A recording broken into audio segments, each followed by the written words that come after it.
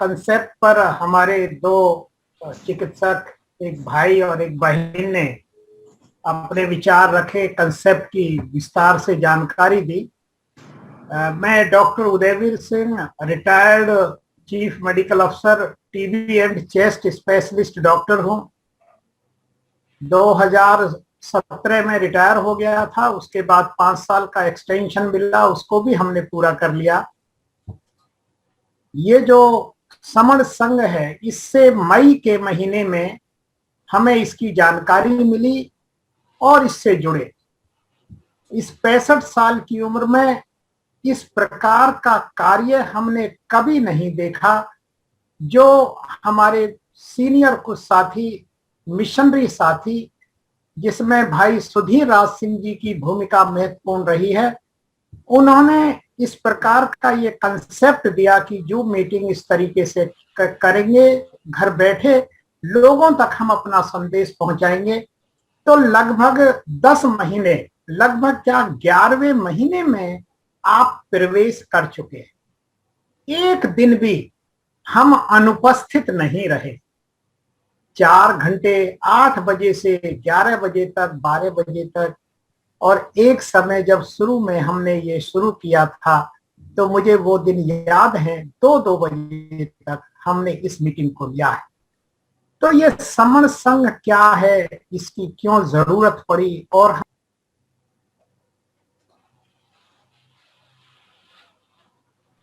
Doctor साहब mic खोलिए अपना। डॉक्टर साहब माइक बंद हो गया जी।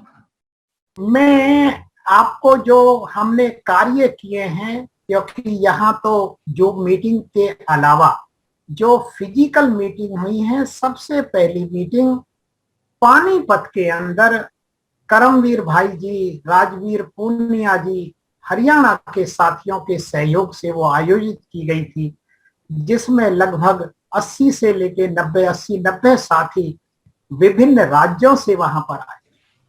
ये डॉक्टर राजकुमारी बंसल मध्य प्रदेश से आई थी, डॉक्टर यूएस लाल लखनऊ से आए थे, और भी हमारे साथी राजस्थान के, इधर उधर के राज्यों से वहां शामिल हुए थे। तो फिजिकल मीटिंग में विभिन्न प्रकार की कमेटियां बनी, उनमें काम होना शुरू हुआ। उत्तर प्रदेश का चूंकि मैं निवासी हूँ, उसके बाद मुरादाबाद में लगभग 300 भाई बहनों ने उसमें भाग लिया। 100 मेरी बहनें उसमें उपस्थित थी। हम दरी पर नीचे बैठे थे, सबने पराठे इकट्ठे किए थे और एक साथ हमने विचार करने के बाद खाना एक साथ खाया और बड़ी सुंदर चर्चा, जैसे एक परिवार होता है, बड़ा परिवार होता है, उसमें छोटे बड़े भाई कैसे बैठते हैं, कैसे व्यवहार करते हैं, उस संस्कृति को हमने अपनी आंखों से वहां देखा है। उसके बाद अमरोहा में भी लगभग 250-300 भाई बहन वहां पर इकट्ठा हुए। बुलंदशहर में हम लोग बुद्ध विहार में इकट्ठा हुए। गाजियाबाद में भी एक मीटिंग का आयोजन किया गया।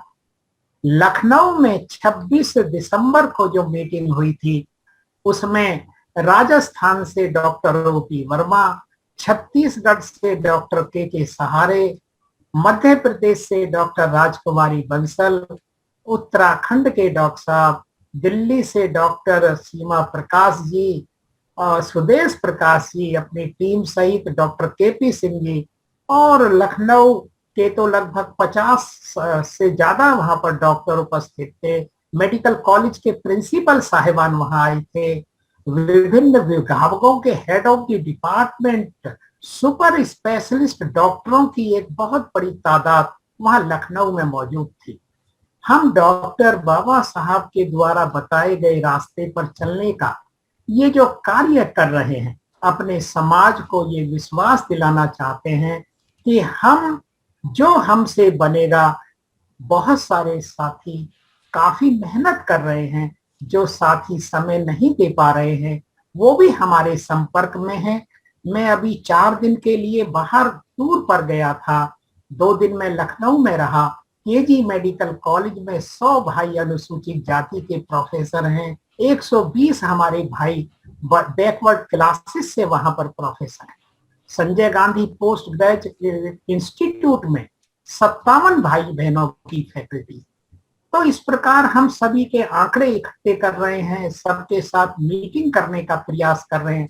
अभी पिछले हफ्ते में 2 दिन में जबलपुर में रहा, राजकुमारी बहन के साथ 1 तारीख को 2 तारीख को रहा, 3 तारीख को हम भोपाल गए, वहां मेडिकल कॉलेज के छात्रों के साथ भी हमने मीटिंग की। Professor head of the department physiology के डॉक्टर साहब के साथ लगभग 1 घंटे वहां भोपाल में हमारी चर्चा हुई। इस प्रकार पूरे देश के चिकित्सक बंधु हमारे साथ जुड़े हैं और 26 जून को हमारी फिर जबलपुर में फिजिकल बैठक होने जा रही है। जैसा डॉक्टर कंचन जी ने बताया कि हम बुधवार को 6 बजे से 8 बजे तक हर हफ्ते ओपीडी करते हैं। अब यहाँ पर मैं तो टीबी एंड चेस्ट स्पेशलिस्ट हूँ। आप जैसे सब भाइयों को ये विश्वास दिलाना चाहता हूँ, यदि सही समय पर बलगम की जांच निकट के सरकारी अस्पताल में जाके पूरे देश का अगर मेरा भाई करा ले तो टीबी को पकड़ने में कोई पैसा खर्च नहीं होता, इलाज फ्री होता है। गवर्नमेंट के द्वारा उसको कुछ पैसे भी दिए जाते हैं, लेकिन मेरे गरीब जो गांव में रहते हैं, जो पिछड़े इलाकों में रहते हैं, उन्हें जानकारी नहीं, उन्हें विश्वास ही नहीं है कि उनको कोई मदद करने वाला है। आप जो जागरूक भाई यहाँ बैठे हैं, मेरा उनसे निवेदन है, क्योंकि मैं टीबी का स्पेशलिस्ट हूँ, आपको विश्वास दिलाता हूँ कि टीबी से हम पूरे समाज को स्वस्थ रख सकते हैं। कोई पैसे की जरूरत नहीं, कोई खतरा जीवन को हो नहीं सकता। हम 100% मरीजों का इलाज लगभग घर बैठे बहुत शानदार तरीके से कर सकते हैं, लेकिन चूंकि ये जानकारी ही मेरे गरीबों तक नहीं, इसलिए मैं यहाँ उपस्थित लगभग 230 मेरे भाई बहन यहाँ बैठे हैं। मैं आपको विश्वास उन्हें बार बार दिलाता हूँ, उन लोगों को ढूंढने में हमारी आप मदद करें। तो एक बीमारी का मैंने पूरा जीवन इस गरीबों को इस सेवा में मैंने लगाना है, ये मेरा दृढ़ संकल्प है। तो आप मेरी मदद करेंगे, ऐसी मैं आपसे आशा करता हूँ। तो और बाकी ये तो उत्तर प्रदेश के विषय में हमने आपको बताया।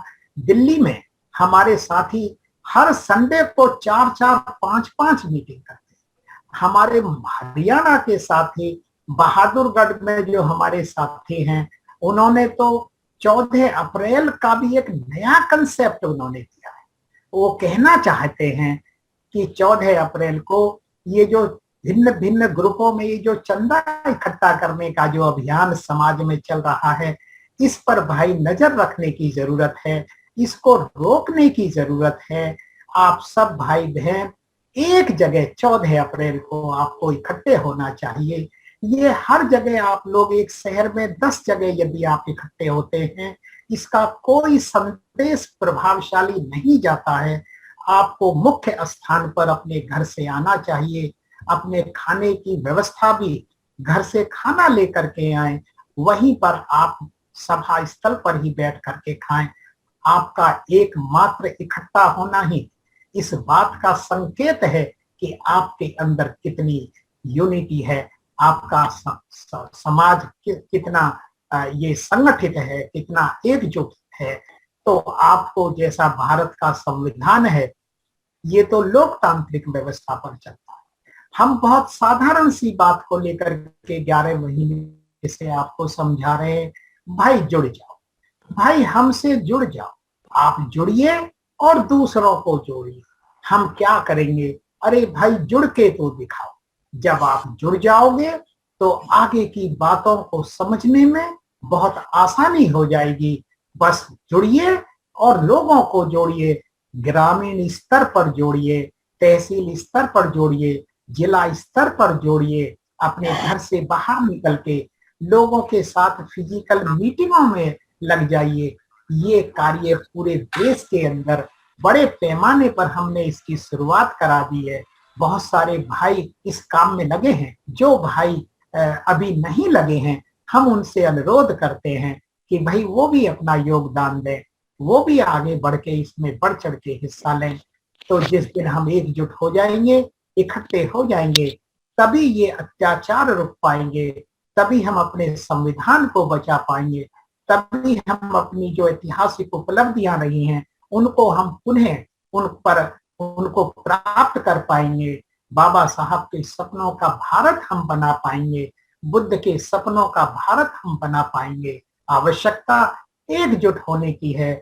जितनी जल्दी जुड़ जाएंगे उतनी जल्दी हम अपने को जीत पाएंगे, और जितना हम लेट करेंगे तो उससे हमारा बहुत बड़ा नुकसान होने वाला है।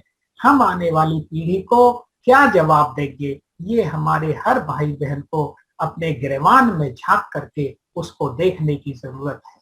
आज मैं धन्यवाद भी देना चाहूंगा महाराष्ट्र के हमारे भाई रमेश कटके जी, जिस तरीके से लगे जम्बुले भाई, जिस तरीके से आज जयवीर भाई जो अमरोहा के हैं, उन्होंने अपने घर पर 10 भाइयों को बुला करके जिस तरीके से यहाँ परिचय कराया है।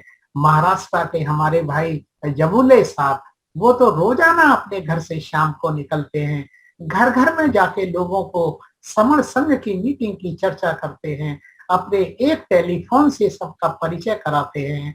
ऐसे प्रेरणादायक यहाँ चरित्र हमारे बीच में मौजूद हैं। जो भाई हमारे बीच में मौजूद हैं उन्हें प्रेरणा लेकर के अपने काम में जुट जाने की जरूरत है।